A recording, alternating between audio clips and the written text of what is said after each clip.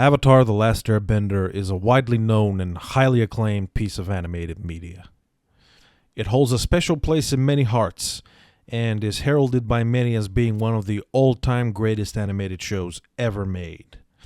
Now, answering the question of what exactly separates Avatar as such a distinguished piece of media falls far beyond the scope of any video. Surmising definitively why a particular piece of media takes off, captures the hearts and imaginations of many, and achieves a special status in collective pop culture would be a goal too ambitious in pretense and intention for any analysis.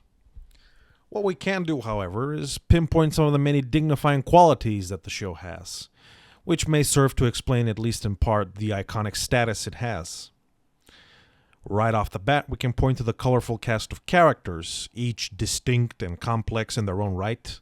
We can point to the exceptionally creative premise, combining inspiration drawn from a variety of Asian cultures to craft a very unique world with its unique magic system, resulting in something that has its own distinct character. Or we can point to the deep themes touched upon and tastefully developed in the show.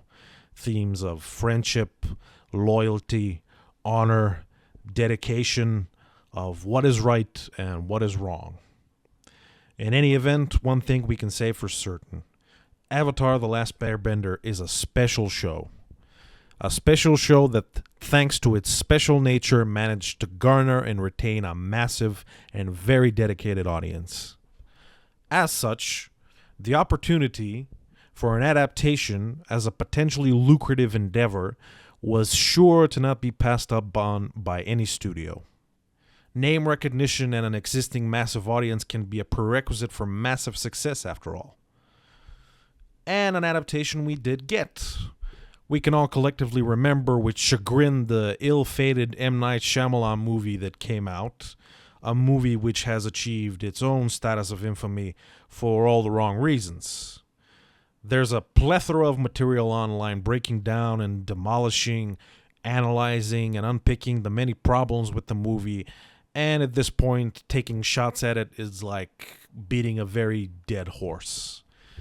This video instead turns its gaze to the more recent adaptation, one that seemingly went out of its way to address many of the problems with the movie and attempt to finally provide an adaptation that the Avatar fanbase could be happy with. We're of course talking about the Netflix show adaptation, carrying the same name as its inspirational source material, Avatar: The Last Airbender. Now, when news that Netflix would be adapting Avatar in a TV show broke, fan reaction was, I think, enthusiastic.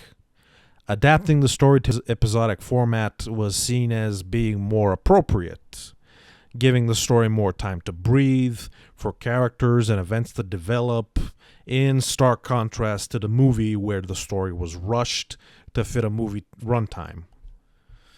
This, I think, was seen as a point in the adaptation's favor.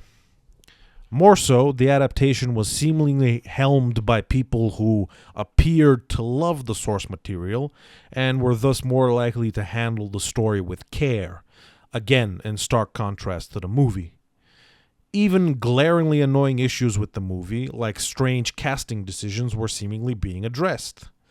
All in all, the Avatar fanbase had reason to be excited, despite the sour taste still left in their mouth from the Shyamalan movie.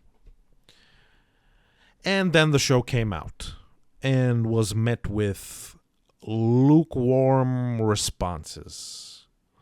While most fans agree that the show is better than the movie, the show still appears to fail to capture some of the magic the original series has. While there are many videos online breaking down issues with the show, my experience of watching it left me pondering a different question. I saw a lot of care, just like was promised, put into making the show as faithful of an adaptation as possible. The promises of the show were fulfilled. Casting was right, characterization was right, events from the show were adapted in an accurate manner, respecting the source material. The show seemingly did everything right. It followed the formula for a successful adaptation, as laid out by the fan base, to a T. And on paper, the approach taken was absolutely the correct one. And yet, the adaptation did fall flat, failing to carry the same impact and the same magical aura that the original show has. So, me watching it, experiencing all of that, I was left wondering, if a show can take all the necessary steps, do all the right things, and still fall short, was it really the show's fault? The show was obviously done with a lot of care and a lot of effort, so can we really pin the blame on the production this time around? Perhaps it's not the show's fault. Perhaps the very idea of adapting the original series to live action is flawed and unachievable. So, in this video, I will try to find an answer to exactly that question, analyzing 3 main factors that I think stood in the way of the Netflix adaptation, that perhaps showcase why the adaptation did fall short, and why perhaps a live-action adaptation of the animated show is indeed an endeavor ultimately doomed to fail, regardless of effort and circumstance. Factor number 1, animation versus live action. Now, the first point of criticism we can levy at the show is by no means a highly original one. It's probably the most obvious one that can be levied, and it's why I choose to start off with it. Simply put, animation offers you with much more freedom to portray story on screen than live action. Animation allows you to insert a level of scale and scope, to insert a certain grandiosity on screen. The obvious limits of live action, those obvious limits being the limits of real life, prevent you from. Simple things like motion and the way it's portrayed on screen immediately makes a difference. Let's look at a simple live action scene that immediately serves to illustrate the point in question. Now, this particular scene was a focal point from one of the episodes in the original series and serves to highlight and develop Katara as a character. I'm talking about the duel with Master Paku, which is an iconic scene, and its portrayal in the live-action show when compared to the original series really serves to illustrate the difference between animation and live-action perfectly. The disadvantages and limits of live-action stick out like a sore thumb. The original duel takes your breath away in its scope and scale. The bending is done masterfully. Color, motion, and movement come together to portray an action-packed, impactful scene. Master Paku's skill is on display at a high level, leaving no doubt that he is a master bender. His control of his bending is portrayed through him conjuring up whirlpools, manipulating large objects, gliding across the screen on torrents of water, and throwing around bolts of ice. Katara, for her part, is constantly in motion too, dynamically responding to every challenge Paku is throwing at her, at times managing to avoid or counterattack by the skin of her teeth. The way the scene plays out, it's really made obvious how outgunned she is and how the magnitude of the challenge that she is facing is overwhelming her. The live-action show wisely decides to portray this duel on screen. Like stated previously, it's an iconic scene. The show would be remiss to not include it, like the movie did. The show makes the right decision to portray the scene and does everything right on paper, man. It provides a well-choreographed scene with action-packed dynamic movement and stunt work, taking specific moments from the original show's fight in order to provide a faithful and satisfying adaptation of this cool duel. And yet, watching it, you just can't help but feel that something is missing. The whole fight seems smaller, less impactful. It's not as exciting. Right off the bat, you can point to the fact that the scale and the scope of it just isn't right. The original scene feels grandiose. It's an impressive display of bending skill. This directly correlates to the freedom and opportunity that animation provides you compared to live action. Animation allows you to have a big grandiose bending scene and to have this free flow of motion and this grand scale to make the fight as exciting and as impactful as it is. Live action, in turn, is limited by simple, basic physical and technological characteristics that define live action. You have to choreograph real people, real-life stunt work, in combination with very costly special effects. to even approximate a fight of a similar scale.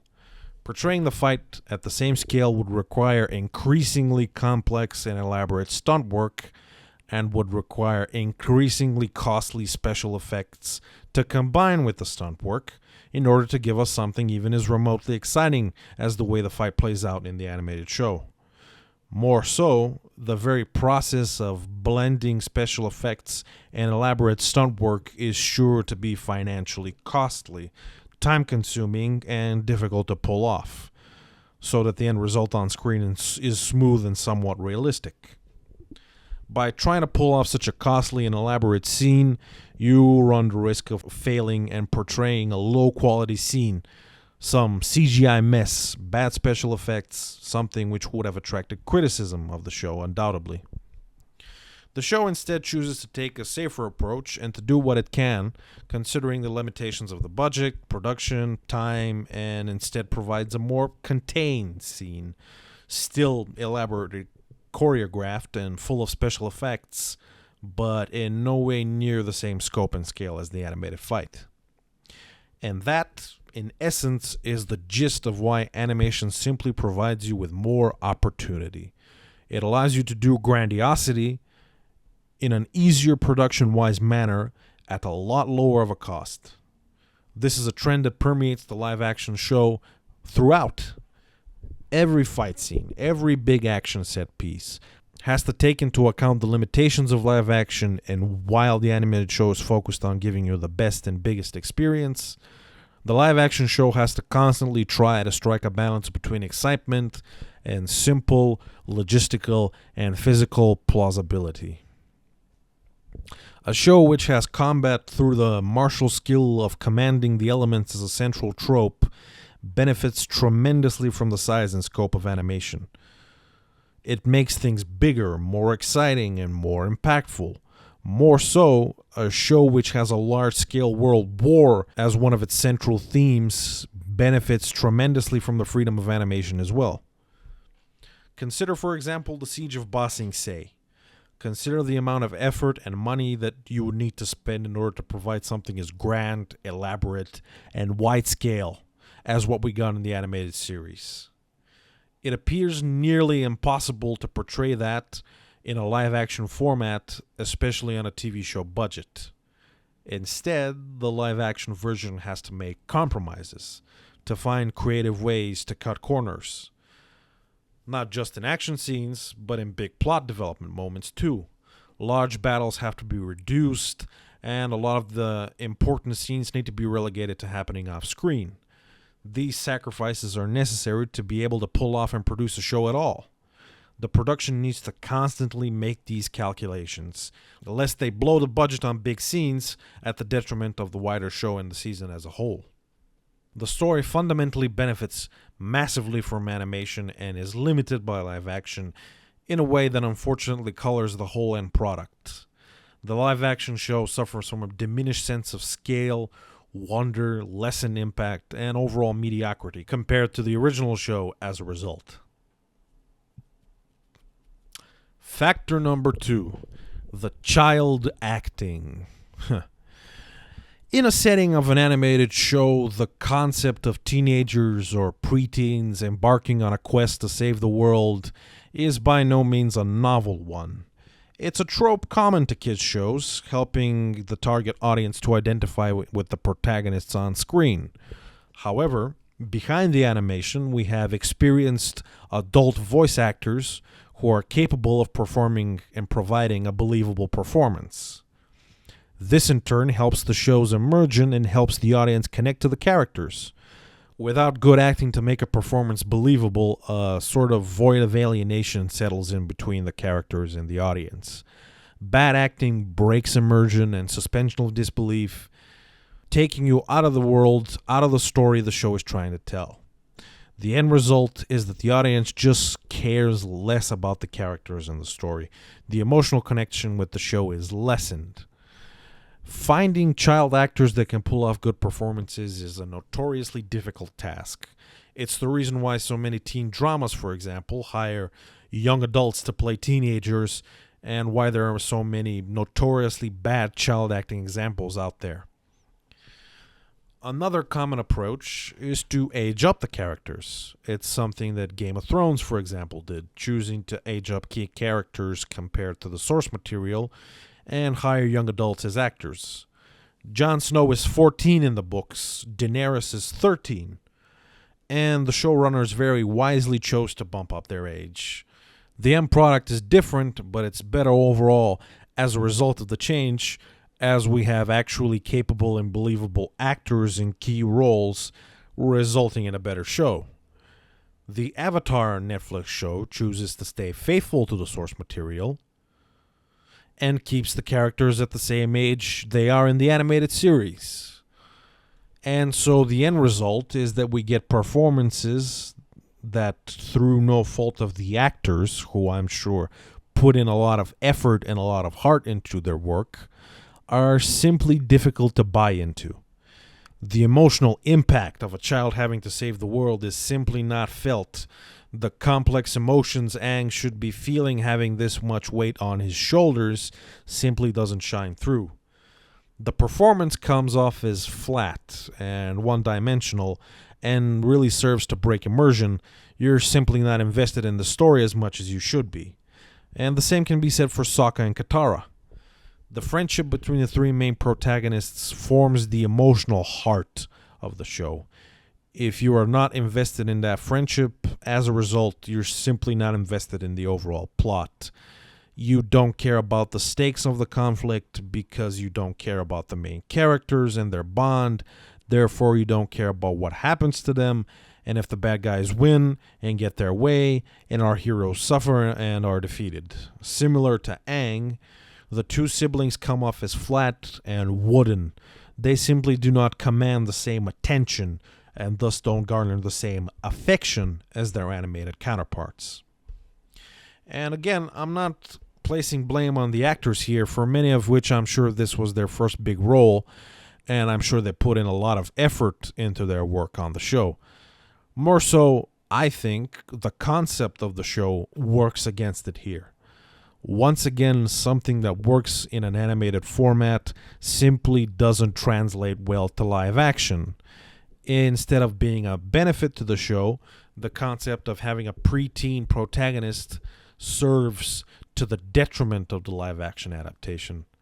Staying faithful to the source material, though it's right on paper, is simply the wrong decision here, raising once again the fundamental question of whether a live action adaptation is even a viable initiative to begin with.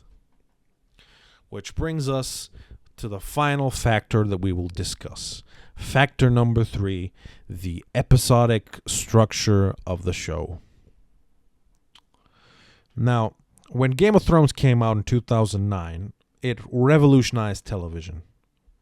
It's been my personal theory that the popularity of GOT spurred on the modern golden age of television we're still living in. The show revolutionized how TV was perceived. Instead of an episodic, low-budget, week-to-week approach, Game of Thrones introduced the TV show as one big multi-episode movie with higher production value and one more complex story laid out episode by episode.